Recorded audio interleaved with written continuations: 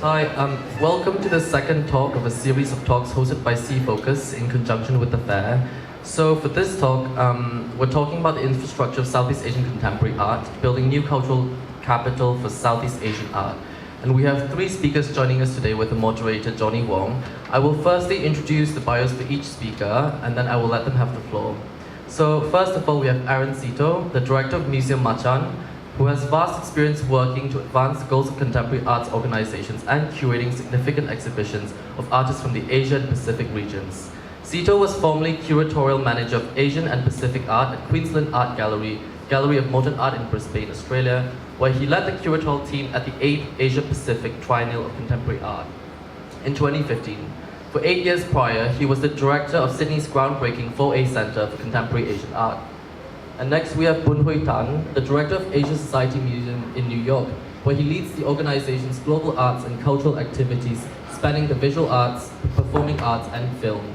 In his role, he oversees the museum's exhibition programs and collections, including the Mr. and Mrs. John D. Rockefeller Third Collection of Traditional Asian Art, and the Contemporary Art Collection of photography and new media works by Asian and Asian American artists.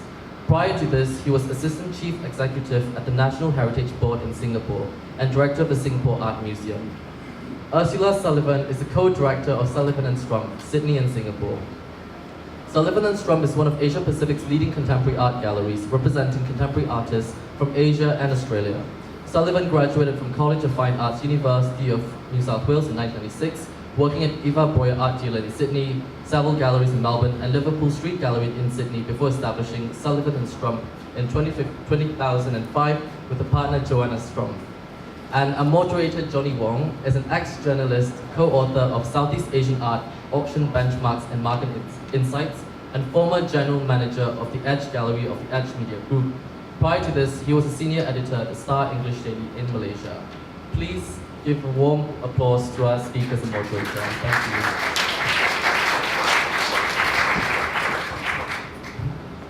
Good afternoon, ladies and gentlemen. Thank you, Eric, for the introduction. We'll go straight into it, and we will address very pertinent issues, which is all I'm sure you're eager to ask later. First of all, the title, Building New Cultural Capital for Southeast Asian Art. So we were talking before this this gathering earlier to define what is new cultural capital. Perhaps, Aaron, you would like to start? You were the most vocal just now. Thank you. And okay, I think there are probably three quite classical definitions of what cultural capital is. One is something that is not property. I mean, here in Singapore, when the word capital gets spoken, people already start thinking about money. So I think one of the first things to remember about cultural capital is that one component of it is not property. It's actually the things that you learn as you grow older, your taste. It's things that helps you to socialize and be a productive citizen within a bigger society. Then the other thing is about infrastructure, the things which help us to gain those intangible experiences. And then the third, I think, are really the cultural assets, the things that get moved around, bought and sold, the things which are actually property. So in a nutshell, that's how I read cultural capital. How about you, Ursula, from your background in Australia and now here in Singapore? What's your definition of cultural capital? To me, cultural capital is something that rests within the group of people. So whatever region we're talking about, be it Southeast Asia or Singapore, it's how that society values itself and its history. So it can either be nationalistic, or it can be religious, or it can be about, it's a very, very broad, extremely broad idea that I think we're talking about here. It's not just one, cultural capital is not just one thing, it's many, many things that result in how the individuals in a society feel about themselves. And how about you, Boon? You were also equally vocal just now. Aaron said more. I think it's precisely what my other two panelists have said, but I think in general it's also the sort of ballast, the connective tissue that holds together, an art ecosystem in a particular kind of place, and what it requires, I think, it's also that ecosystem is fully developed, in its various kinds of segments, and there is a kind of efficient exchange between all of them. It's not like a kind of you have one part and you don't have another part. But for me, coming from a media background, I tend to be very cynical and very skeptical about such concepts about building new cultural capital and all that. To me, it's all about personalities, the people in place to implement the policies and so on, the policy makers, as well as where the budget, the finance is concerned. So without money, you can't build all these things. It's well and good to say that you want to have the infrastructure, build the ecosystem and so on and so forth. But basically, what is it all about? So they were saying earlier that, it's not about having museums and art exhibits and just that, but also to encourage the people to have a greater level of appreciation of art, to build their cultural identity and so on and so forth. So would you like to expand on that, Ursula?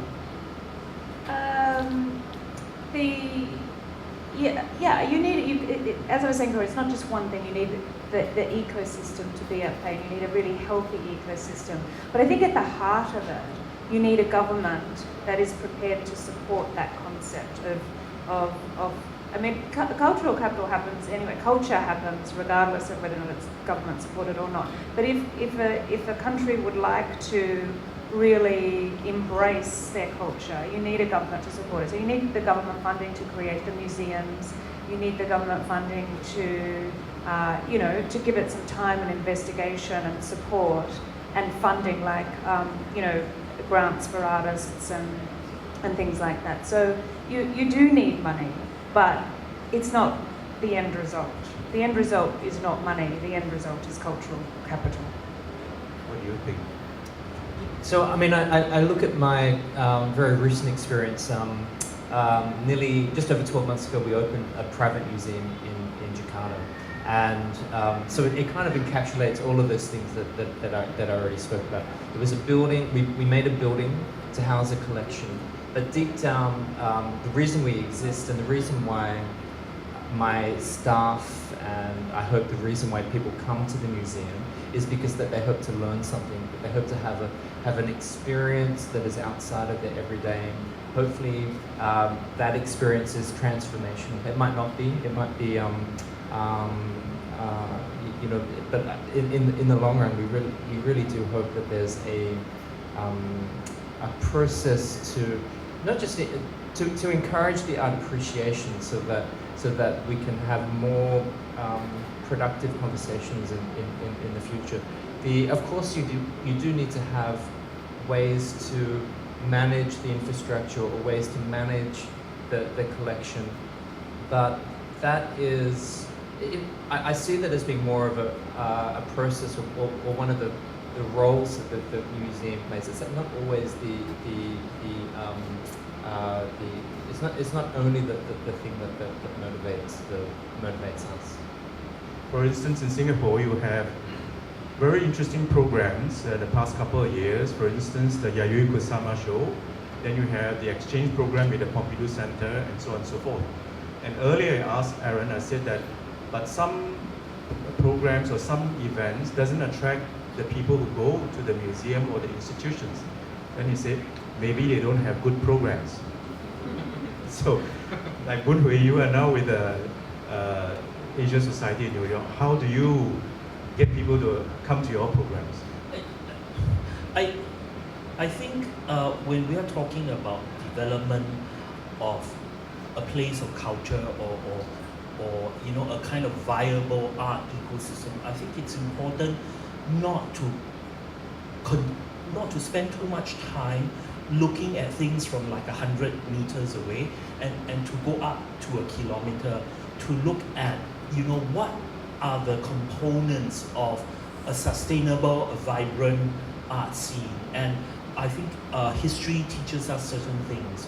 One, that at the sort of much more downstream level, that the great museums of the world in Europe and in America, we must remember that they were started through basically three methods: through colonial conquest, empire, through scholarly expeditions, scholarly, whether it's anthropologists or philologists, especially in Germany, for instance, and through private philanthropy.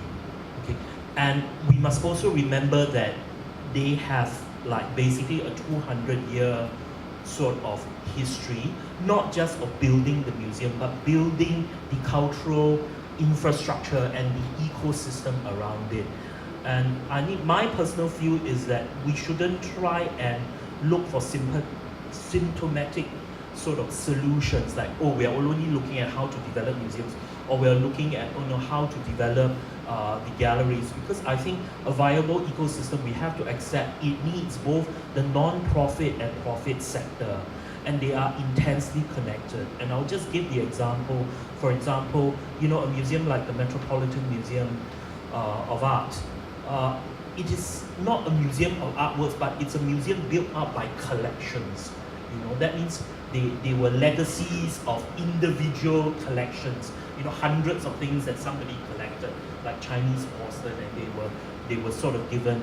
And the reality is that there is also a very close relationship between the benefaction towards museums, the fact that people give towards museums, not just artworks but money, and which is very closely tied to the commercial sector. You cannot, in a sense, disentangle that. So I think we need to think about what it means that in Asia, except for in Southeast Asia at least, and in Asia it really is Japan, Korea and Singapore, but in Southeast Asia, Singapore is the only place where there is consistent public investment in both hard and soft museum infrastructure. This is not the rule, this is the exception in this region. I think we have to ask what is gained by that, and conversely what is lost by that. Because then how we sort of want to evolve depends on that. So we need to be very real, also very critical when we talk about, the press here. I'm forever very amazed. They are obsessing over this thing about 1,000 private museums in China. Why? I mean, what is the relationship to us? I think we have to ask what is the path of development that's going there, and different scenes require different sort of things. I mean, in Singapore, I think we haven't clarified, in a sense, what is the relationship between the commercial sector and the non-profit, and particularly the public invested museums. I think we need to clarify that in order to be very clear about, when we talk about we want to grow collecting, what does that mean? We want to grow like the fairs. What the hell does that mean? Because what is it for? We need to be very clear what is it for, and I think in specific situations the solution would be different. Interestingly, earlier we also mentioned about the evolving role of collectors, institutions, dealers, galleries, and non-profit spaces. So I had the idea that I say, okay, every time I go to this art fair, they've got many well-known collectors, many well-known art institutions, representatives, and so on. So I told my three friends here that I think they are quite learned, don't you think? And they seem to know everything about, for instance, contemporary art. But one of them said, don't be too sure. Now, we want to know from a gallerist like Ursula, what is the role of gallerists in building this ecosystem and infrastructure and helping to develop art? What's the role of gallerists? The role of a gallerist is quite an old role, but in particularly Asia, it's something that's perhaps a little bit misunderstood, and a lot of collectors and artists feel like it's not required. And I am happy for that to work for whoever that works for. But for us, and what our interest is as a gallery, and also just prefacing this with not all galleries are like us, and that's fine too. But galleries are really the meeting point for both collectors and artists. And when I say collectors, I'm talking about institutions, really serious collectors, right up to people that really just fill a few spots and that's it. So collecting is very broad. But so we really are filtration devices, I suppose, because we really filter out. Every single day of our lives is spent looking at art, talking to artists, talking to curators. So we're very invested and very connected to the scene. So we filter out, and we also provide a service to both those parties, both artists and collectors. So to artists, we provide a service of really career guidance. And we are, yes, we do sell artwork and we provide income to artists. So that is certainly a very important role. But the other important role that we have is about connecting them to curators and advising them on how to really carefully manage their career. Because if an artist is all about sales, they will never have any longevity. And longevity is incredibly important as an artist. You need to be able to think of your lifetime, not just today, not just the 5 years while you're hot. It's a very, very long and very difficult career to manage, and to do it on your own is near impossible, because your auntie has got an opinion about who you should show with and how much your work is worth, but really it's not for your auntie to say. It's actually a very complex ecosystem that we're involved in and that we try and provide support for. So that's what we do for artists. We also filter out the collectors. So there are people who are collecting really for investment purposes, and we are fine for them to exist, but that's not a collector who we would advise our artists to be with, because in 2 years' time, the work comes out onto the auction market and it sells for either really low or really high, and that's not a sustainable situation for the artist, because we are looking again at the long term.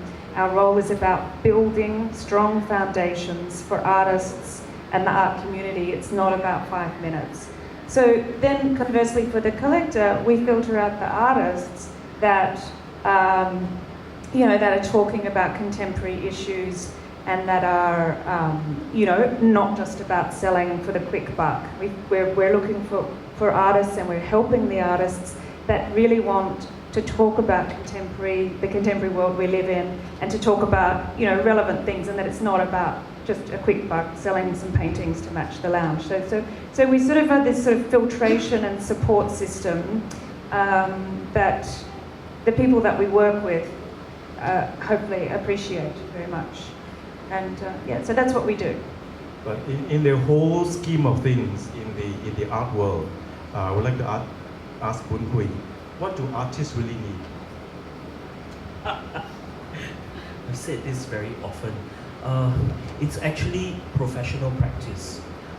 And I've said it to many schools here, a few schools here, when they have asked me my opinion. I said, don't just teach artists how to make art. Teach the students how to be an artist, how to survive as an artist, how to create a portfolio, how to work with galleries, how to work with curators, how to present your work, and how to build, most importantly, a network of people who believe in you, because they must believe in you. Not during the good times. You need people to believe in you when the economy is bad. That is the litmus test. Nobody really cares if everything is hunky-dory and there's lots of hedge fund money to splash around. It's who stands by you when times are bad, when things are being offloaded, when the stock market is down. I think that's really sort of important, and I think closely related to that, the problem, I've been asked before, what is the problem with, in a sense, just relying on art as a kind of investment? And that's usually asked of me, at least in Singapore. in the context of, I usually comment like, what I can't take about the dailies here is they will write about an exhibition and they'll say this artist used to sell at 5,000, now he sold at 9,000, but it doesn't say anything about the work. And the problem with that is not the money part. The problem of that is you create a kind of way of looking at artists based on the artist and not the artwork. Now, artists, even the greatest artists create junk. Let's just accept that. And I think a kind of mature system that is sustainable, one, you need to create, and that's part of the cultural capital thing, you need to create a kind of way for people to also assess work as work, the aesthetic quality of the work, rather than this. And the extreme example, thankfully, the extreme example is not Southeast Asia, it's Indian art. At the height, before 2008, with Indian art, you open the papers and they will say M.F. Hussain is valued at how many crore per square inch of canvas. It's real, just look at the papers, okay? And hence, this is a more important artist than a Tayet Mehta, who is how many crores per inch.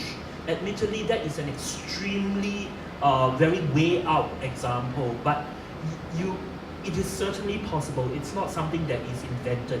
It did happen to Asian art, and it has never recovered after the 2008 crash because of that. Because you feel a certain kind of way, a reductive way of assessing, I think artwork. it's a lack of cultural capital. So they're valuing money capital instead of the cultural aspect of what the artist is trying to provide.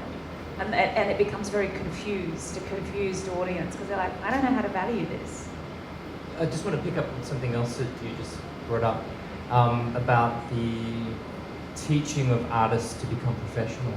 Actually, I think that this also is a big problem for the art world, the professionalization of the art world. Because in my own experience, it's actually quite a lot of fun when you work with unprofessional artists. You get, and perhaps it's a very, we're talking about Southeast Asia, but we're also looking on this, you're looking at it from a very Singaporean perspective, that there's a type of social expectation, a normalization of the modes of being an artist, when in fact the art world is bigger than that. It's actually much more exciting than simply having particular modes to reinforce. All that does is it creates a type of status quo for the artist, when in fact the best work, the works that stand the test of time, the curators and the critics that stand out are the ones that have the opinions that are probably different from what everyone else is thinking about. But I don't think we're talking about the aesthetic quality of the art here. When we talk about professional practice, we're talking about, in a sense, how an artist, relates to the other players in the sort of ecosystem. And it's certainly not about a status quo, and it's not about, you can have a really talented artist who basically, does not do as well because he or she is somehow, not integrated in a certain way. And it's nothing to do with the aesthetic quality of the work. I think it's important to get that.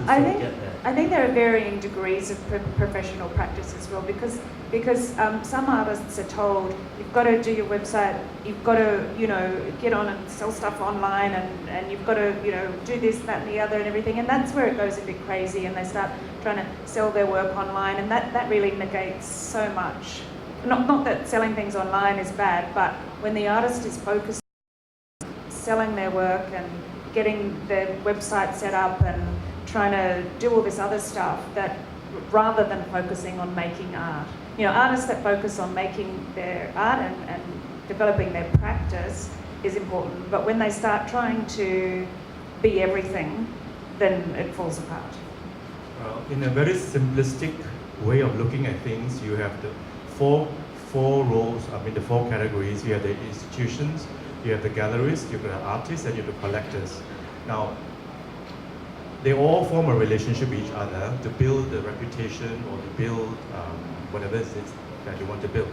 But there are also collectors who say that I never buy from galleries. I only buy direct from the artists. What do you think? What do you guys think? Well, I mean, it's everyone's prerogative to do it how they want to, but it is actually quite detrimental to an artist's practice, because an artist, as I was saying, can't do it alone. You need support.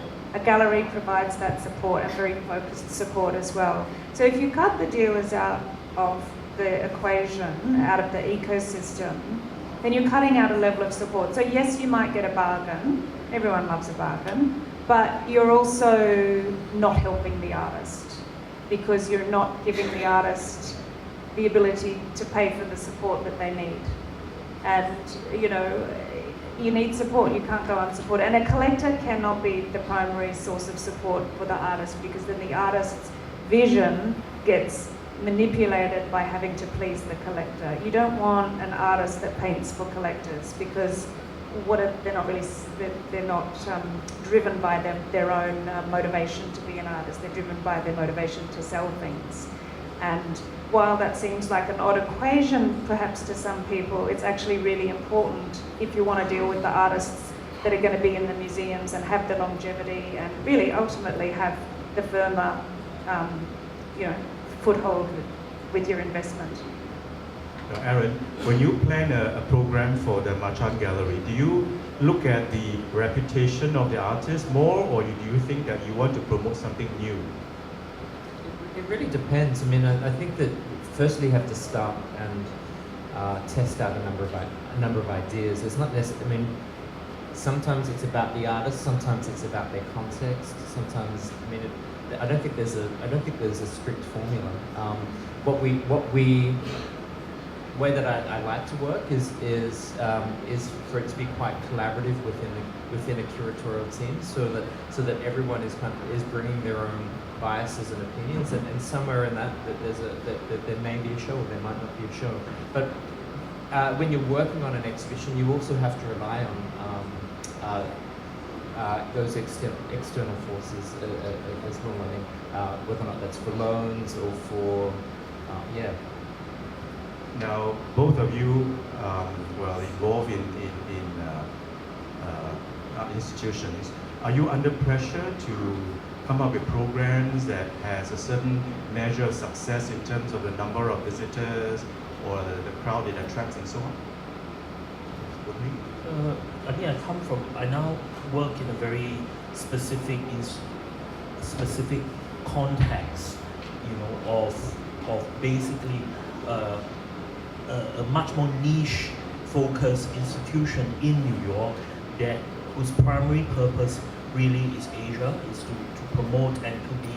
So our philosophy right now is that we tend to do first mover projects, you know, that will generate new scholarship, and we want to, in a sense, each time to try and ignite and work with a specific kind of ecosystem around the art. So a lot of our projects, particularly when it's very new, we tend to work with young scholars who have done new research in that area. I mean, those of you who study art history will know that Southeast Asia literally was one of the seminal points very early, was traditions, tensions in the Asian society in about 95, and that was curated by a very, very young Apinan, who now, you know, later went on to become the permanent secretary for culture and so on, and he's doing the Bangkok biennial, but he was very young and very early in his sort of career, so it's a different kind of thing. I mean, when I was at the Singapore Art Museum and the biennial, you know, visitorship was much more because we were a mass public museum, but right now I think we are more focused on impact of the field, on what it sort of ignites. We would love to have a lot of visitors, but I think we're very clear also at the same time our building is small. Really, it's about a kind of aesthetic and scholarship impact on the field, because the role of the institution is also that once we do something, other curators and other institutions and other galleries in the New York area, in the US, come and look at the show, and then it helps them, become more acquainted with sort of new work. So for example, we just did a show on political art from Southeast Asia, very, very difficult death, doom and disaster show. But as a result of that show, it was the first time FX Harsono from Indonesia, is entering the permanent collection of a major public museum, the Albright Knox Museum. And it's a very old, unlike Asia and the West, it's a very old, the old is not the word, but there is a long history of a kind of what it means to and what it takes to enter the museum. And the reason Harsono entered that collection was simply because of the CV, because of where, as an artist, he has shown the amount of curatorial and art historical writing that has been given to the work. And of course, he is not an artist that is active in the auction market and so on. So it's a kind of, that is the kind of established kind of market, which is slightly different from Southeast Asia. So the question was about audiences and Yeah. How do you choose programs to justify the programs that you do?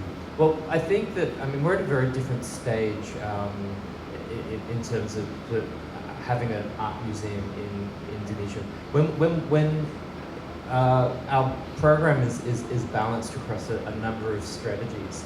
And when we're looking at Indonesian artists, we're often providing these artists, or even artists from Southeast Asia, the first opportunities to think about presenting work in a museum. So that there are different strategies that we develop when we make exhibition programs. But I would also say that there is no reason why something that is popular cannot also be critical or important. And I think that there's often, because it's happened here in Singapore and also happened in Jakarta, people talk about Kusama. You brought up Kusama. The thing about Kusama is that she's also absolutely transgressive. There's so much to learn in her work. That exhibition that was presented here in Singapore and also in my museum told a story of nearly 7 decades. So we had young artists coming up at the opening and saying, I've seen all of the dots reproduced. We understand the dots, but I didn't realize that she was also interested in painting.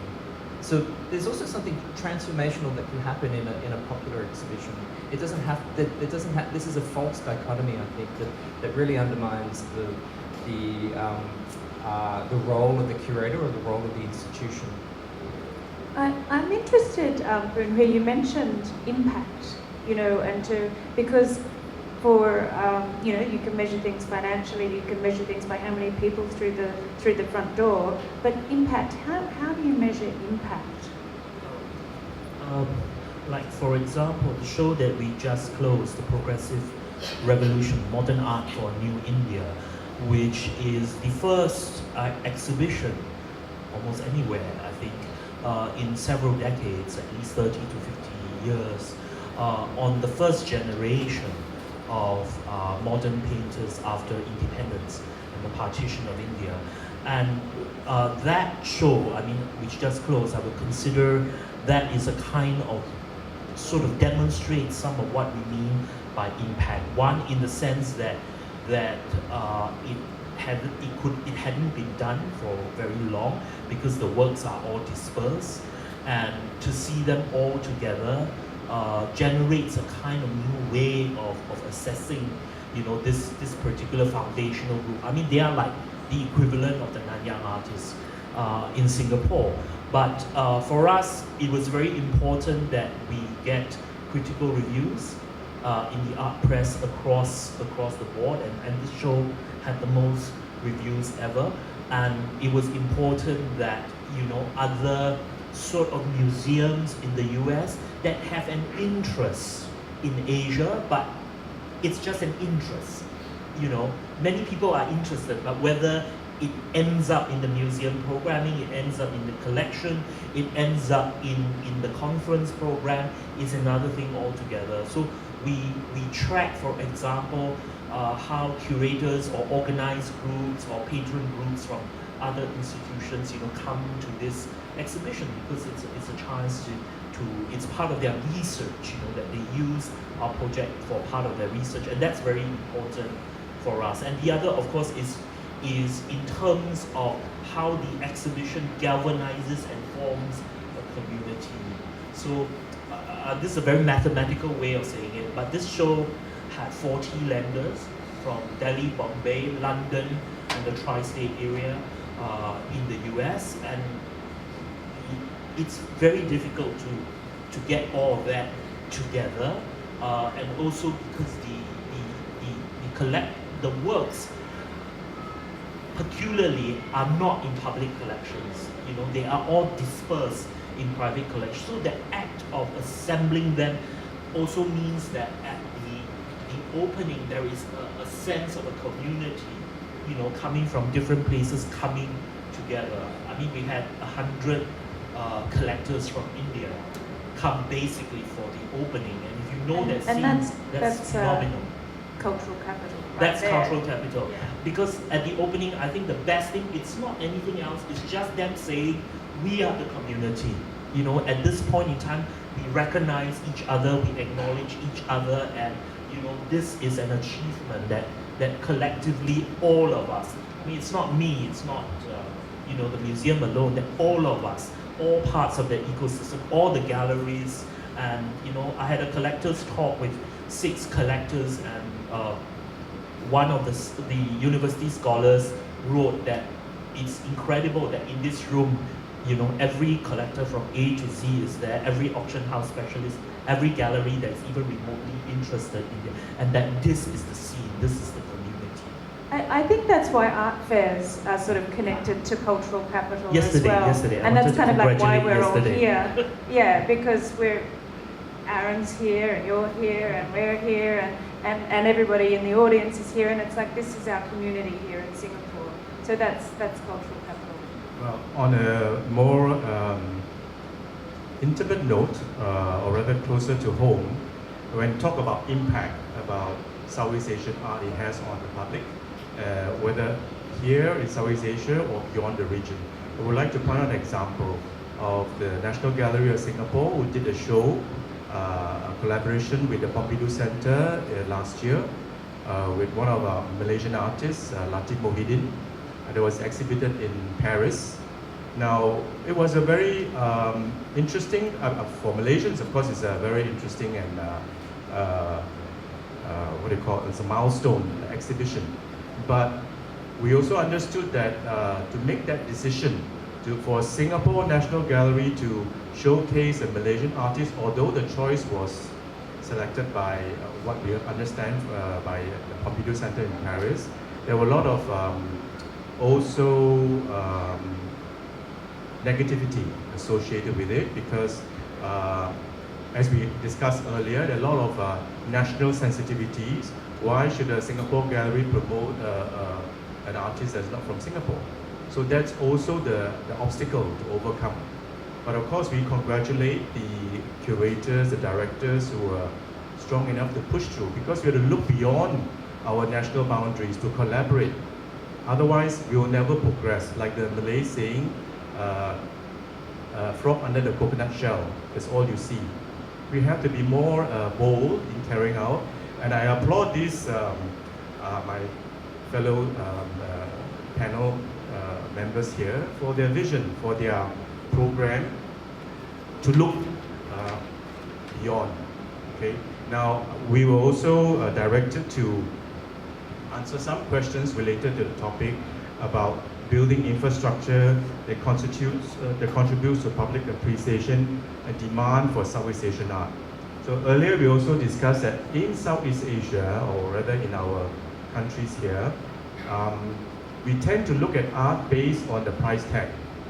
I don't know whether it applies to you as well, but we tend to see, oh, so-and-so has reached this level, he must be a very good artist. If he's selling for 100,000 US or 250,000 or at least 450,000 Singapore dollars, But of course, my learned panelists here say no, you don't look at art from the price point. But then again, the general public do. That's how they measure art, because of their understanding. Now, I would like to inform you that since I was involved in the project, that we have come up with a book, or rather my company has come up with a book on tracking auction benchmarks, and we also interviewed 40 art respondents all over Southeast Asia about their idea about the art market, how it affects them, how they plan their programs and so on. It's in this book, it's available, and all the leading artists of each of the country based on their auction benchmarks are recorded there. Now, having said that, I also told my fellow members here that we had to exclude certain benchmarks because we know that not everything you see, not everything that's recorded can be taken seriously. So we have excluded that because we work from the inside. But having said that, when you accept a record, let's say from an auction house that has established a new record, let's say for Zhang Dajian, the famous Chinese artist. Now, if he records a record for a Malaysian artist, a Singapore artist, an Indonesian artist, at a level that is incredible, do you accept it or not? If you can accept Zhang Dajian's price as a benchmark, do you accept for that Singaporean artist, that Malaysian artist, that Indonesian artist? So you have to know all the background. So you read through, you provide that. Now, having talked about prices and the commercial side of things, but of course, we all come to art fairs. We were also talking about art fair and how it impacts society, and how art fair is also part of the government's initiative in helping the art scene. Now, one gentleman told me, for the government to dictate terms in the art market by providing subsidized space and all that, that's interference. He sees it as interference because he said that, okay, if you provide the space and the rental fee is subsidized, what about those who are not in that area? So you're competing unfairly. You're competing unfairly with them. What are your thoughts? Look, I mean, you're damned if you do and damned if you don't. So I think it's better to provide the funding than not. I mean, of course, if you give funding to one person, you're giving them an advantage, but these funding decisions are not made lightly. They're made by people who have some expertise in the area and can probably recognize it. I mean, there has to be some sort of line drawn. Because it's better to have the funding than to not have the funding, and if there's no funding, it's really not great for the whole community. And artists aren't wealthy; they do need funding to enable them to spend the time required to make the good, the good sort of artwork. So it's a tricky thing. So it's better to have it than not have it. But yes, it does give people advantages. But I see that as positive. I don't think that is a very helpful question or comment. And the reason I'm saying that is that there are many ways to skin the cat. One observation is I was running through and I couldn't come up with one sort of major art scene that did not have a form of public subsidy one way or another, whether it's space. Do you think Art Dubai will exist without royal patronage? Literally, is I'm going around art fairs with my patrons, and along the way, part of it is, would you like this? If I buy it, would you take it? Or what do you? There's nothing for me to acquire. Is there anything you want? I'll underwrite it.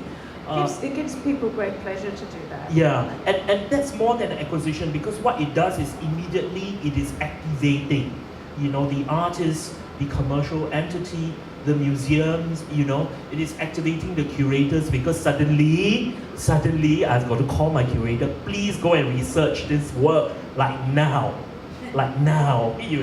So the accumulation of this, I think, is very important, and it's also a kind of sign to the public that, for example, if you do that consistently for Southeast Asia, that Southeast Asia is a worthy kind of scene to pay attention to. It's more than just buying work, I think that is one very concrete thing that can be done. The shift in collecting kind of needs to go from, I want to buy it for $5,000 and sell it for $50,000, because it's a very short-term view. And to be honest, I mean, except for that very upper echelon of art is not really such a liquid asset. So really, it's the value in art lies in the cultural value and the value that you can pass on to your children, to the museum, etc. It's really got to be seen as a cultural thing, and that's a big shift, a big mindset shift, and for people to sort of understand that joy can be achieved from other things other than just a rising dollar value. You can actually get joy from art for so many other reasons and cultural reasons, and that's where the beauty of art is. So I think that we have to remember, or one of the problems about this conversation about building cultural capital in Southeast Asia is actually we've forgotten to talk about the public. One of the challenges of this kind of economic framework is that we have discussed art, the public interaction with art as a context for elites. There's what about the other 98% of people who go into museums, thankfully for the philanthropy of others, but to actually have a wonderful experience. I mean, I think that's art fairs are not just about collecting as well. I think that's one great thing. I mean, tomorrow I know that there are the studio visits down the road, which it means that you as an audience, whether or not you're a collector or not, get to have a completely different experience of a city. And any gallery, whether it's a private museum, an institution, and even a commercial gallery, we all know that education and opening up the doors to general public is incredibly important. I'm going to jump in before I promise I'll keep on. I think also at the same time, in terms of this, the public kind of thing to art, access to art, I think we also need to remember that in this day and age, right now, platforms like art fairs and auction previews, whatever you might say, are also one of the most democratic ways in which the public in general can encounter art. They are always free, they tend to be in very central locations, they tend to be heavily promoted. And that's aside from all the other kind of issues. So I think there is that kind, so I always highly support, attempts, for example, by art fairs in developing educational programs and galleries around that, because I think the barrier to entry is much lower. That's one. Two is, I think I forgot to say, in terms of collecting, I mean, sorry, Johnny, I have to say this. Be very careful that, auctions and sales figures that are publicly acknowledged is actually a very small slice, as Ursula says, of the general collecting market. Most of the collecting is not the splashy kind of thing. Most of the collecting that sustains the ecosystem, it's a kind of invisible middle thing which doesn't come out, and the Straits Times doesn't report it because it's not sexy or nobody's talking to them. I think we need to be aware of that you need that where the proportions are, because especially in Singapore we tend to confuse celebrity the celebrity and social part with actual kind of collecting. So we need to be very clear. You're after the sensation, the tourist attraction, you know, after that they go to Gardens by the Bay and eat at a Michelin restaurant, or you know, you are talking about broad-based collecting. Most of it is very unsexy. And you know, if you ask any sort of international gallery, I think they'll tell you how many people in the world buy art above 5-10 million. How many people in the world? It's a very small sliver, but it occupies like half the page in the daily. So we need to be very careful not to get so sort of like completely absorbed by this celebrity kind of sector, you know, or like you have a Hollywood star that suddenly decides to be an artist. Don't get captured by that too much. You must understand that is for a different kind of purpose, but it may not directly impinge on the development of collecting. Okay, that's all. Collecting is very sexy at any level. When we are talking about engaging the public, we are assuming that all the Southeast Asian society in each of our country, they are equal, and people are affluent enough to even go to art gallery.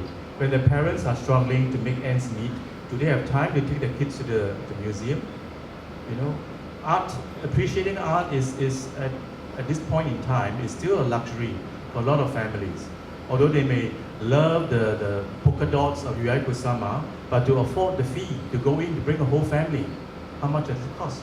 It's not as easy as it seems. You know, yes, a lot of public art is free, the parks and so on and so forth, but you still have the time to take. And I was just quoting from this book here at the back. I was tickled when I read in the local media, I think from Singapore, one of the websites, to say that one of the art fair, the new art fair initiator, quoted that, oh, the art market in Southeast Asia, there's 620 million or 640 million people. Imagine the opportunities there. So they're opening the fair soon. On that note, anything else you would like to say? Any questions from the floor? Maybe it's too intimidating a topic, but we try to break it down, as I said, you know, looking at it from a very local level, and yeah.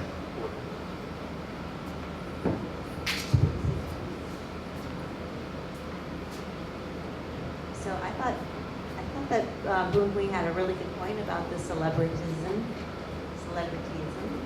How to counter that if you're trying to build cultural capital for a city like Singapore? I don't think you should counter that. I mean, it just exists, you know, go and have fun. I mean, my point was that don't let that be the only thing that you do. The danger is that you become very satisfied with that, and one just chase after that, you know. I think you just need a bit more than that. Don't let that be the monopoly kind of situation. But, you know, I love a good party and a nice prosecco as the next person. Jill? Is Jill still there?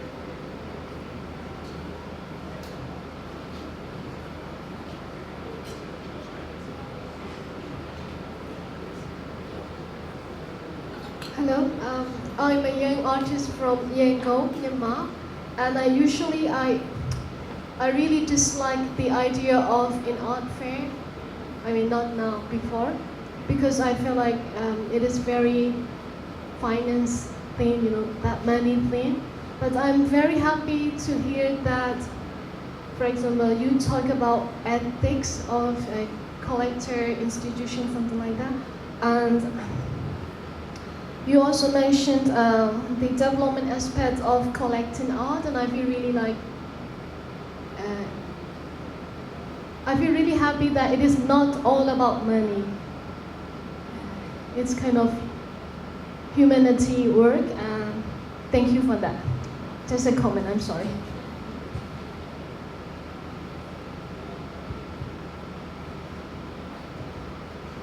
If I can just respond to that comment. I think it's great that that you've taken that away, because it actually is all about the art. Like after you knock everything else down, at the end of it, it's just the art that remains. So it's good.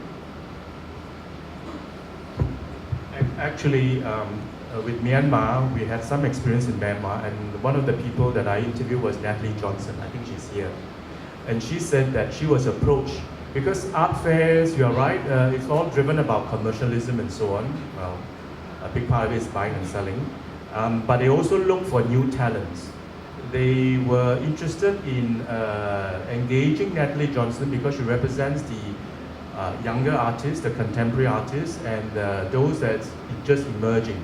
But they told her she has to pay, I can't remember how much, like 20,000 Sing dollars to get a booth. But she says, if I have 20,000 Sing dollars, I won't spend it at an art fair, I'll spend it on the artists to promote them. So then a lot of haggling. So imagine she managed to get the booth for free because they wanted to know what's the next big thing. They're coming up from Myanmar. But she also raised funds from supporters to buy the air ticket for the artists to come to Singapore. And I think you need people like that to help promote and overcome all these obstacles and to think on their feet, to be able to merge the commercialism of art fairs and yet put your message across.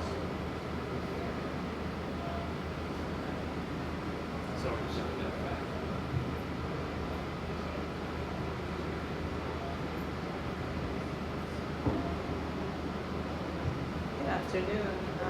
I've arrived late, so if this has already been discussed, forgive me. I'm curious to know, I come from New York, I don't know if you've noticed, but I'm curious to know about, my experience is that in Asia, the work is being collected and sort of stays in the region. And I'm curious to know if there is any interest, honest interest, in having the work move globally, or is there a preference for it to stay here and the markets to build here specifically? You know, I mean, Boon brought up an exhibition. It was talking about an exhibition that happened in '96, I think, called Traditions Tensions, which was an important global exhibition. I mean, from that period, there have been major global exhibitions, not just in Asia, but also in North America and in Europe. That there is, the market context is only one context for the circulation of art. I mean, you have yeah. So I think that the art fair, the collectors is only one half of the circulation. And certainly from our experience, it goes everywhere, all over the world. Because we are a commercial gallery, and so when we sell things, we know where they're going, and they're going all over the place. So, I mean, yes, there's a lot of Southeast Asian collectors in Southeast Asia, but there are also people elsewhere, in Europe particularly, and America.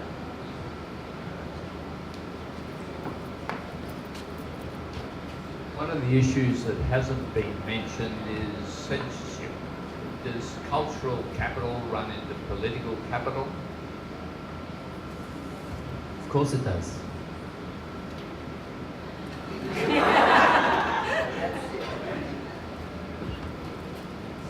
I mean, the whole framework for Singapore is a political, is also can be read as a political framework. The desire to be the hub for Southeast Asia is driven by a kind of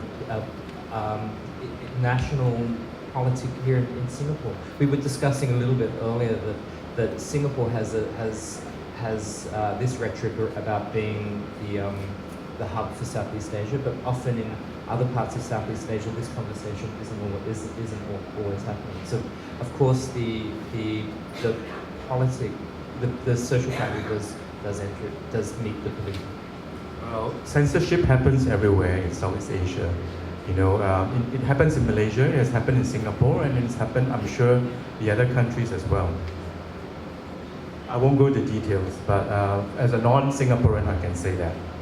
And it also depends if you're talking about political censorship or just, you know, like Instagram censorship, no boobs. So, you know, like there's political degree. Yeah, there's degrees. Yeah, exactly. And it's not consistent. I mean, the reality, as Johnny says, there's censorship everywhere. You know, if you go to the Shanghai Biennial, you know, you have Ari Runjan's 6-screen video at the vernissage. There were only 4 screens because 2 of the screens did not pass the censors. You know, it happens everywhere. And of course, if you've just been reading the New York Times or other, you've seen, you know, the last few years the amount of controversial sort of censorship decisions and controversy over pieces of art in various places in the US. So I think it's something that each scene has to accept, and you sort of deal with it in a particular way. And the artists kind of work around it. If there's something they want to say, they can try and get it in a different way, usually. For instance, just last week, coming back to that subject, my favorite subject for the moment, is that one artist wanted to burn his own paintings in protest against the shop closure of Art State Singapore.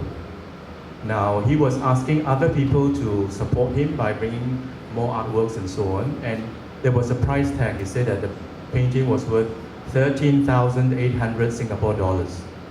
But he was told you can't do that because you need a police permit. Any other questions? If not, we'll close for the day.